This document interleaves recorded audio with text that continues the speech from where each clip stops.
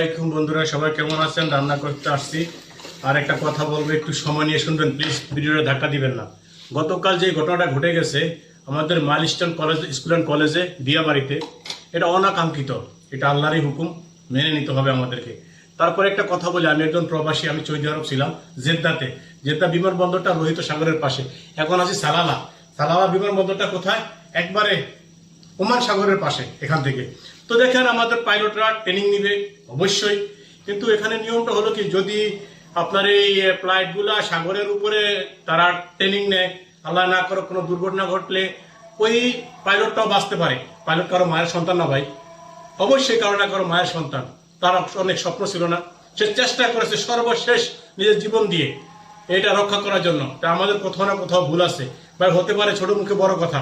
Please একটু প্রশাসনকে ভাববেন যে আমাদের ট্রেনিং গুলা একটু আউটসাইডে নেওয়া যায় কিনা। এমনি ঢাকার শহর ভাই, পৃথিবীর সবচাইতে ঘনবসতির শহর। প্লিজ একটু ভাবেন, আমার ভিডিওটা শেয়ার করে দিবেন যাতে আমাদের প্রশাসন পর্যন্ত পৌঁছে যায়, ঠিক আছে? যাতে আমাদের এই ট্রেনিং গুলা একটু আউট অফ সাইডে হয়, যেখানে আমাদের পাবলিক পার্সন কম থাকে, আমাদের একটা সৈনিক যাতে বাঁচে। ভাই একটা পাইলট তৈরি করতে অনেক স্বপ্ন ভাই, অনেক খরচ ভাই। ও বাপ মা জানে কি হারিয়েছে, আমাদের কত মায়ের কান্না, কত বাপের কান্না, আজকে সূর্য উঠছে ঢাকার শহরে, তাদের অশ্রু জলে ভেজা সূর্য। আমাদের মনে মানে না ভাই, কি করব বলেন?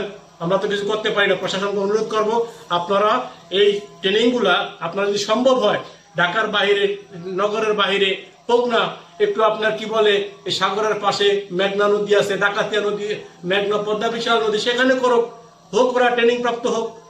ভাই ভিডিওটা শেয়ার করে দিবেন সবাই, যাতে এই ভিডিওটা যাতে আমাদের প্রশাসনের কাছে যায়। ছোট মুখে বড় কথা বলেছি কিনা জানি না, এটাই মনে হয় ভালো হবে। পৃথিবীর সব দেশে এটাই সিস্টেম ভাই, সাগরের উপরে ফ্লাইট ঘুরে যারা ট্রেনিং করে, ঠিক আছে? তাদেরকে চাপড় দেওয়ার জন্য এক্সট্রা সবকিছু রেডি থাকে।